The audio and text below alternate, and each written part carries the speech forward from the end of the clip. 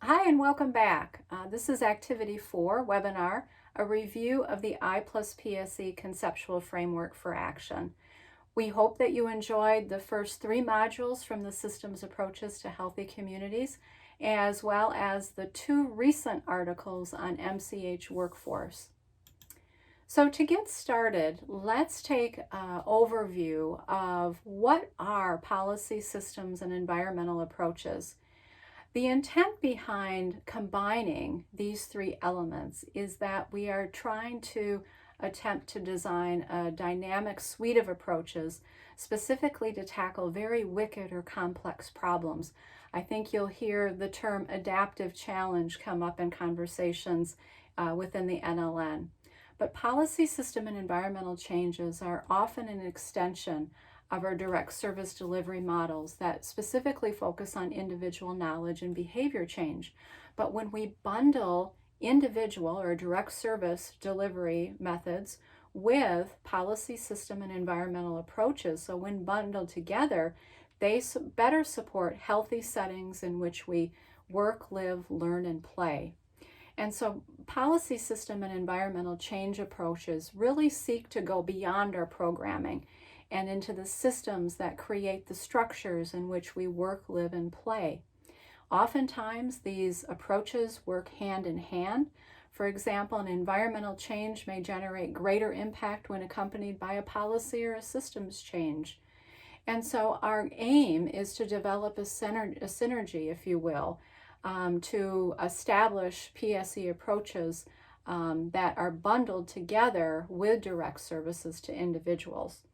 And so when combined, I+PSE approaches produce what we call an additive or perhaps even a multiplier effect that better support healthy choice as the easy choice. So drilling down a little bit more when we talk about individual policy and systems and environmental approaches, we have a variety of definitions, and these are all taken from various areas of the literature.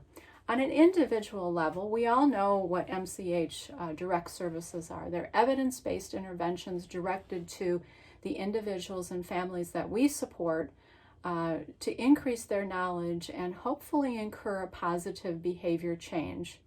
There's another aspect of individual approaches that I want to add to our discussion because I think it's very apropos, very relevant to the short course, and that's our own personal development and professional development. So we as public health practitioners and nutritionists and dietitians, we need to identify those topics that will enhance our knowledge, skills, and practices. So that's how the individual component comes into play. Now, when we talk about policy, there's, again, a couple of different or a variety of approaches to policy. I think more often than not, we think about public policy, where laws and rules take place either at the state capitol or at congressional offices. But policy can also take organizational and community forms as well. And this is when we look at, for example, our organizational policies and procedures and how they align with the aims of our programs, for example. Public policy, again, are changes to or the creation of laws, ordinances, resolution, mandates, regulations, or rules. Systems. Systems is still a rather ambiguous term. But when we talk about systems, we're talking about changes in infrastructure and operations and the way that we go about doing business. The changes in that infrastructure perhaps will impact all elements of whether it's at an organizational level or an institutional level or a larger societal framework.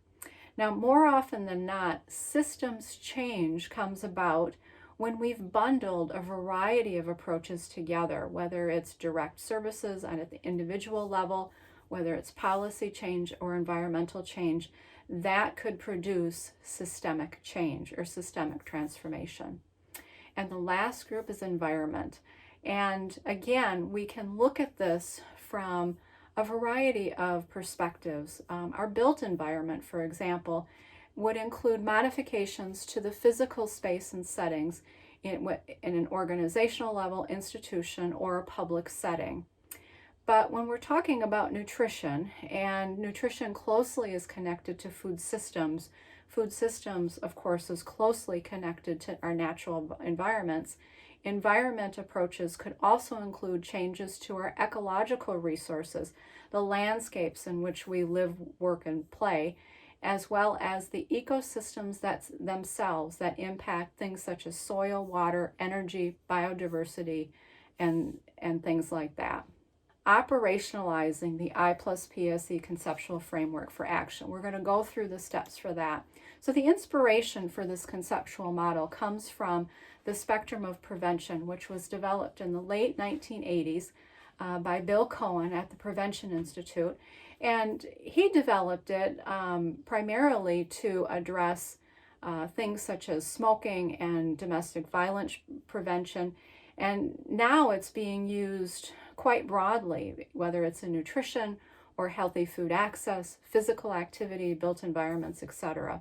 So the spectrum of prevention is the inspiration behind the I+PSE conceptual framework for action. And you see the 6 different levels of interventions there on the screen. So what we've done is we have expanded those original levels or categories, if you will, and created much more of an action-oriented approach to help support policy, system, and environmental approaches. And so the purpose of the expanded framework is to identify and develop multidimensional solutions to specifically address wicked problems, or those big challenges that we are all facing, and to gain better impact or optimal impact with our efforts. We know that singular solutions, such as just providing nutrition education, might be beneficial in changing an individual's knowledge, but if we don't take into account elements such as economics, a neighborhood, access to transportation, for example, not being able to access healthy food, for example, that nutrition education intervention is rather limited in making that long-term impact. And so this framework we have found to be very adaptable. I've used it with planning and implementation of very specific and defined initiatives, what I would call at a micro level. And it also has been applied to very large issues such as obesity prevention and healthy eating and active living solutions, more at a macro level, as well as applicability in the areas of food security, perhaps breastfeeding, and even sustainable food systems. So the I+PSE conceptual framework for action offers us extensive versatility and flexibility, again, to emphasize the practice of systems thinking and using multidimensional approaches to address a problem. So the components of the framework include, we're going to start with what we know. So strengthening individual knowledge and behavior is component number 1. The second component is to promote community engagement and education. The third is to activate intermediaries and service providers. The fourth component is to facilitate partnerships and multi-sector collaborations. The fifth is to align organizational policies and practices. The sixth is to foster physical, natural, and social settings. This specifically speaks to environmental approaches. And the last one is to advance public policies and legislations. The next step that we need to do is we need to put some definition behind each of these categories. And so in our example with using healthy eating and active living, we're going to use that to define the context into which the framework will be used. And so healthy eating and active living initiatives recognize that, first of all, non-communicable diseases such as obesity, diabetes, and cardiovascular disease are determined not only by individual behavior, but social ecological influences as well. So if you think about the socio-ecological model coming into play here. The second, physical environments, policies, and systems in which we live, work, learn, and play directly impact our individual as well as community health. This may include opportunities to walk or exercise safely and regular access to healthy foods. Healthy eating and active living also recognizes that much more is needed to make healthy choices the default or easiest choices. So if you think about the myriad of influences within the socio-ecological model, there's a lot of opportunity to induce change to ensure that healthy choices are the easiest choices. And lastly, we need to remember, and especially to remind our funders, that there has to be a realistic pace for making systemic change to better support healthy behaviors. A one-year funding cycle isn't going to produce the community level impact that really is needed to change the tide, especially around diet-related chronic diseases. So our next step is to further define the I+PSE conceptual framework for action using a healthy eating and active living lens. And this is how we've done it. On the first category, strengthen individual knowledge and behavior, we've defined it as to enhance personal, individual, or a household's decision-making and capability of benefiting from healthy eating and active living.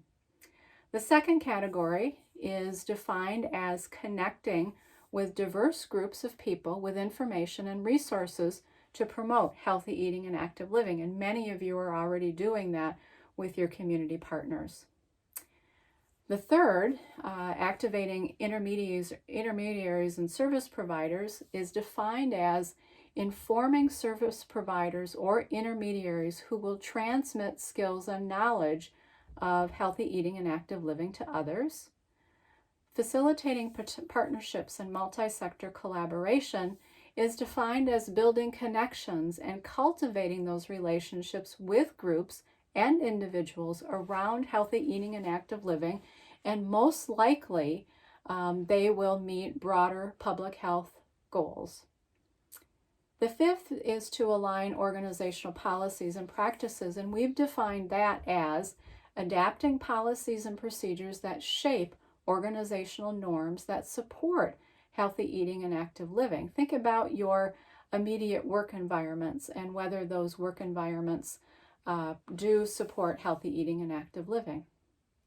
So in defining our environments, we are examining, modifying, and designing physical and natural spaces within organizations or the public environments that support healthy eating and active living. And lastly, we define public policies and legislation to be developing strategies to ensure laws, regulations, and policies support healthy eating and active living. So granted, this definition and this approach is very broad, but that's intentional because it offers us a great deal of flexibility of being able to adapt that to our specific programs, to our agencies, and to our communities. And ultimately, the I+PSE conceptual framework for action, when we bundle multidisciplinary approaches, is going to produce greater collective impact. So let's talk about some examples of how I+PSE strategies can support healthy eating and active living. So as you can see in the first column, we have I+PSE components, and then we have carried over the definition in the second column.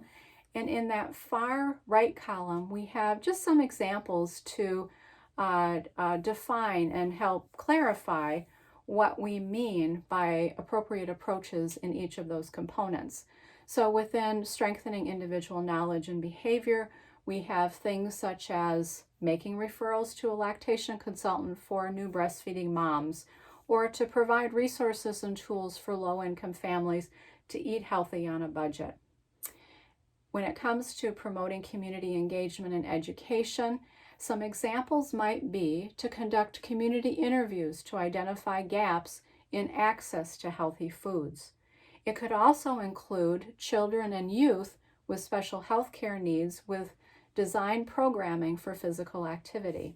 In the next component, activating intermediaries and service providers, some examples might be to conduct healthy eating and active living trainings for early education and care professionals, whether that's teachers or Head Start folks or child care providers. It may also include working with a healthcare system to launch a fruit and vegetable prescription program, for example. Partnerships and multi-sector collaborations, we will do a deeper dive in the next webinar, but some examples there might be to leverage your local media to promote healthy eating and active living messages as well as events.